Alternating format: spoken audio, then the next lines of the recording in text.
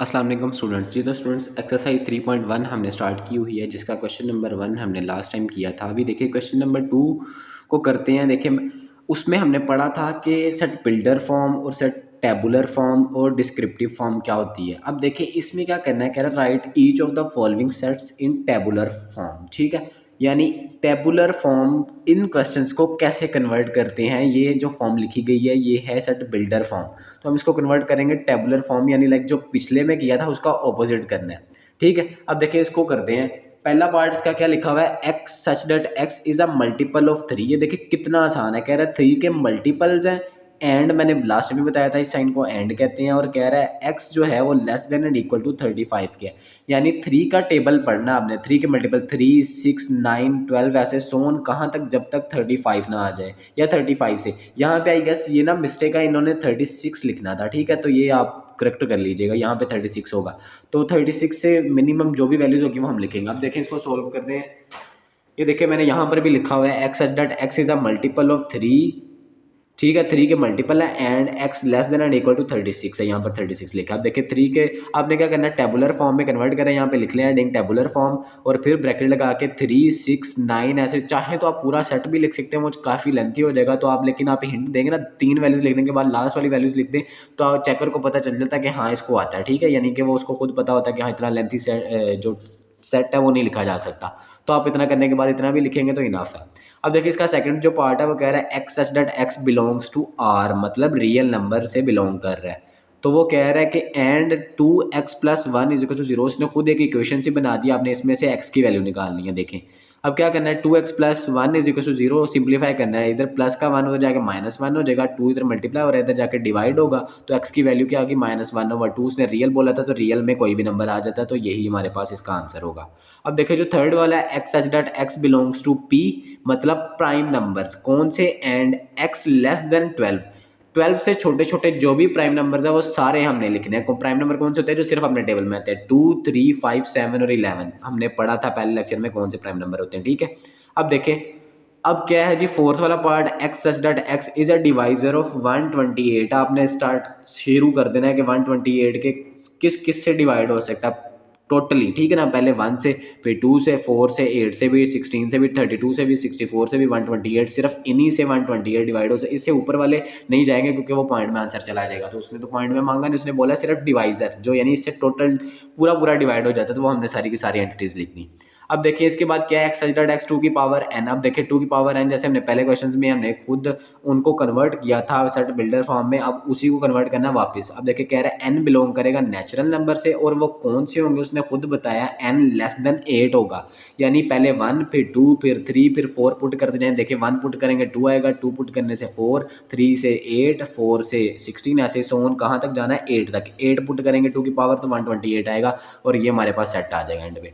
अब देखिए इसका जो पार्ट है x such that x belongs to N कर रहा है, कह रहा है ये नेचुरल नंबर होगा and x+4 is equal to 0, जैसे ऊपर वाला हमने किया था एक सेकंड पार्ट। अब इसको सोल्व करना है। देखें x+4 n नेचुरल नंबर आना चाहिए। ठीक है ना, नेचुरल नंबर कौन से होते हैं, पॉजिटिव वैल्यू सारी 1 से लेके।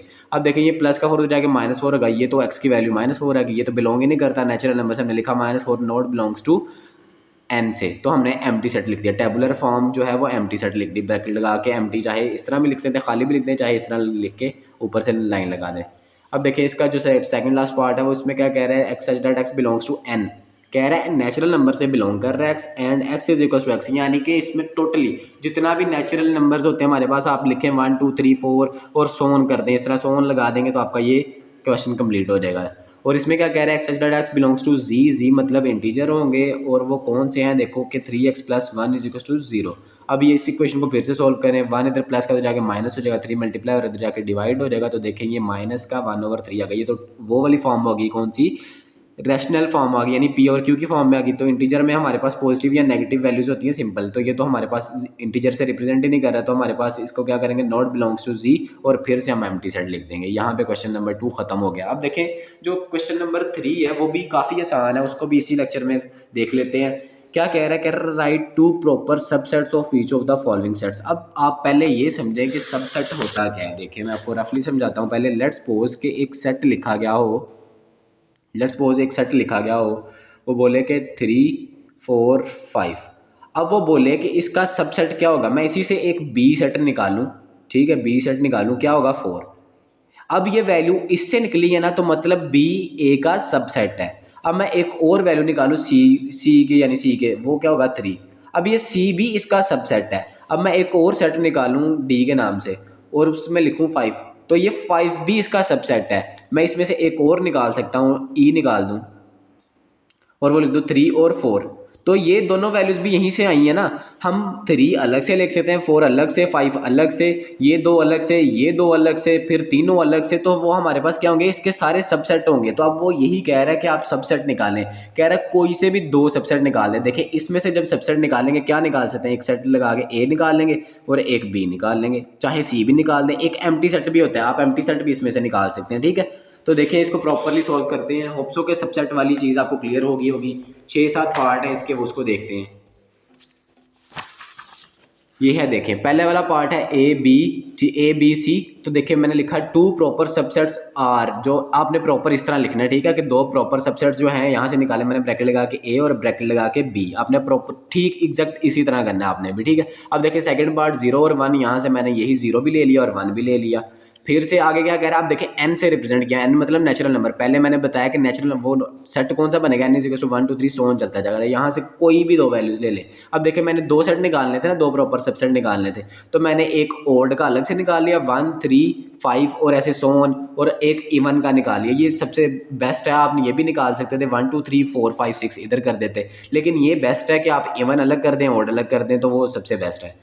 अब देखिए फिर क्या जी, जी मतलब जो इंटीजर्स हैं, पहले मैंने ये बताया कि ये 0 +1 -2। अब देखिए इसमें क्या करेंगे, 2 सबसेट निकालें, एक प्लस की वैल्यूज कर दें 1 2 3, एक माइनस की वैल्यू 1 2 3 कर दें। अब देखिए यहाँ पे लिखा है मैंने 2 प्रॉपर सबसेट्स आर 1 2 3 पॉजिटिव, यहाँ एंड -1 -2 -3 नेगेटिव वाली वैल्यूज, ठीक है।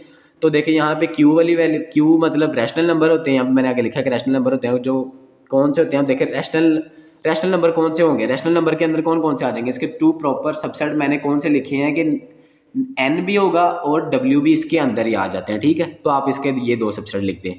अब देखिए आर जो है, आर मतलब रियल नंबर, ये किसका यूनियन होता है, क्यू और इसका, सॉरी, रैशनल और इररेशनल दोनों का सबसेट यानी यूनियन होता है, मतलब इसमें सारे नंबर्स आ जाते हैं ना। तो हम बेस्ट ये होगा कि हम ये लिख दें 2 प्रॉपर सबसेट्स आर, एक क्यू लिख दें और एक इररेशनल लिख दें, इररेशनल को क्यू डॉट से रिप्रेजेंट करते हैं। तो ये हमारे पास दोनों यूनियन थे ना, तो अलग अलग करके भी लिख सकते हैं, एक ये बना देंगे, एक ये बना देंगे।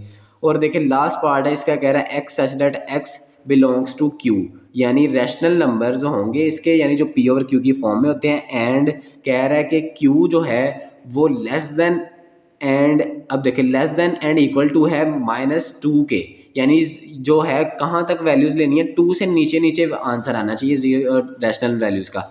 तो हम क्या लेंगे, 2 प्रॉपर सबसेट्स आर 1/2 और 2/3। अब देखिए इनको डिवाइड करवाने के बाद आंसर जो है ये लिखना नहीं है, मैंने नीचे लिखा छोटा करके, और सिर्फ आपको समझाने के लिए कि जब 1 को 2 पे डिवाइड करवाएंगे तो 0.5 आंसर आता है, यानी 2 से लेस देन है। और 2/3 को जब डिवाइड कराएंगे तो 0.6 आंसर आता है, यानी 2 से लेसर है। तो उसने यही इक्वेशन कंडीशन दी है ना कि हो भी रैशनल नंबर यानी पी ओवर क्यू की फॉर्म में हो, यानी आपने ये नहीं लिखना, आपने सिर्फ 1/2 और 2/3 लिखना है, ठीक है। तो ऐसा कोई भी नंबर लिख सकते हैं जिसको डिवाइड करवाने के बाद 2 से लेस देन हो। तो होप सो कि सब बच्चों को समझ में आया होगा। इतना ही था बस आज के लेक्चर में, क्वेश्चन नंबर 3 और क्वेश्चन नंबर 2।